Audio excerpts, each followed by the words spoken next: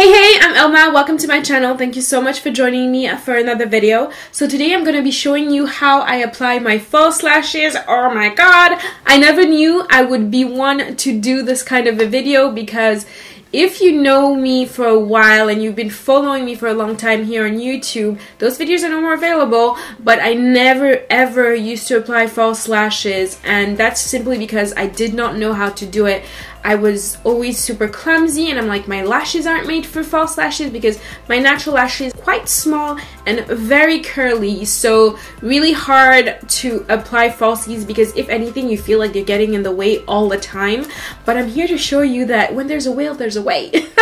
And I'm gonna be showing you my favorite lashes, a couple of tools I think are super important that did truly help my whole lash application game, and little tricks here and there. So if you're interested, just keep watching. I hope that this is helpful, and if you have any more questions or anything, please do not hesitate to drop a comment below.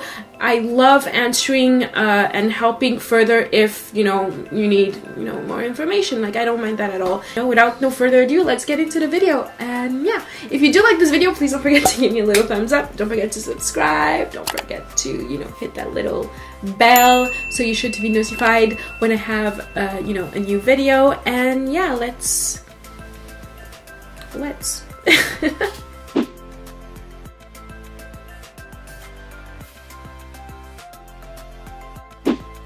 This is not a must, but if you're a beginner, I do advise to apply some liner to your lash line so you can hide the lash band if you're not really good at applying your false lashes as close to the lash line as possible. But what's really crucial is to apply some mascara before your lashes, and since I have super curly lashes, this helps me get them out of the way. So for lashes, I'm using the LILLY lashes in style Mykonos, and here I'm showing you off my little lash box. I really love this because I usually do not keep the lash cases that come with the lashes, and just put it all here and I'm good to go. If you want something more drugstore and that's as amazing, I do advise the Kiss lashes in number 11. They are the absolute best. So now I'm going to measure my lashes. This step is super important because usually they do come a little bit bigger, and my eyeballs are small, so I definitely need to cut them so they fit my eye properly and they don't poke anything. So when cutting your lashes, you usually want to cut them on the outer corner because that's where it's usually longer, like your natural lashes, and that way you don't lose the style of the lash. And for lash adhesive, my favorite one is from House of Lashes, the white one. I really love this because it stays on all day and it has an applicator. And I also decided to check out the black one because Danielle was talking about it, and I'm like, yes, I want to see what the deal is. So what I'm doing is, like, since there's a lash applicator, it's so much easier to apply a thin layer to your lash band. And as I'm applying a thin layer, I'm adding a little extra to the inner and outer corners because that's usually where your lash pops for some reason. So I'm being careful to do that. And one thing I love about this lash glue is that when it's tacky, the color kind of changes, so it's tacky. So when it comes to drawing your lashes, you do not, and I repeat, you do not want to blow on it because it's not hygienic. Just grab it in between tweezers or something and just wave it in the air like you just don't care. What I like about this lash, if I didn't say it already, is like when it's tacky, it changes color. So usually that takes about a minute 30. People will tell you it's 30 seconds. It's a fucking lie. Don't listen to them. So since I have long nails, I'm using a lash applicator, and this one is by SEPHORA, and I really love it because you can tell that it's made for falsies. So when it comes to applying lashes, one of the key things that really changed the game was having my mirror right under my face. That way it was easier for me to place my falsies without having my natural lashes in the way or anything. That is key.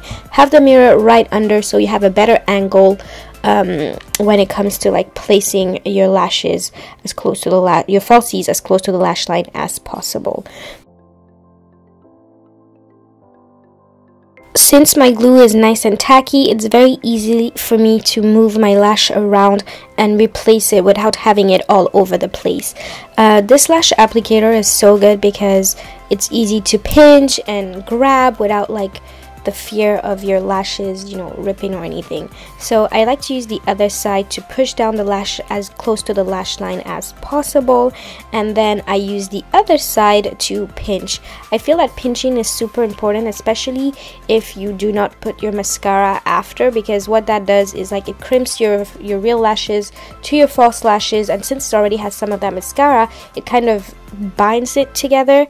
So another important thing is to pinch those lashes together so that, you know, your real lashes and your falsies, there's like no difference in them. I don't know if it makes sense. Anyway, so now I'm going in with this tweezer. Be really careful when using tweezers, because I have already pinched myself with a tweezer and that shit hurts, okay? Like, But again, pinching together, and with this one I feel I have a closer a more close-up application because it's really right in there. Just be careful not to pinch your own lashes together. I mean, like, you know, your skin with your, yeah, it hurts.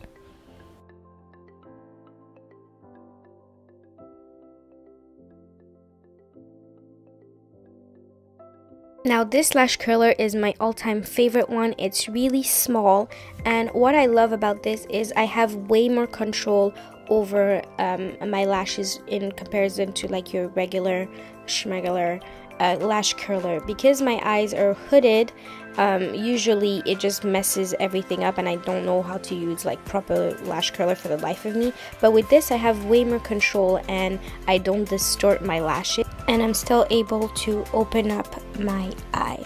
So now that's it placed, and I'm going to speed through applying my second lash. So if there are little things you should take from this video is, one, make sure that lash glue is tacky. Usually what I do is do my eye makeup first, and as I'm about to move on to my face makeup, I apply my lash glue, apply like, you know, my concealer or whatever, and then come back, and then by that time usually my lash is tacky enough. Also, measure out that lash is super duper important because you don't want to, you know, create the opposite. If your lash is too big, you know, your eyes become droopy, and if you don't cut it well enough and like it starts poking you, and that's very uncomfortable, like it's the absolute worst.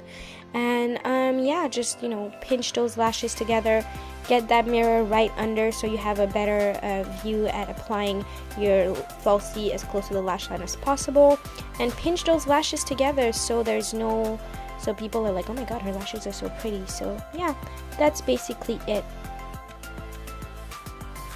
Like I said in the intro, I have never been good at lashes, and this is the way that works for me.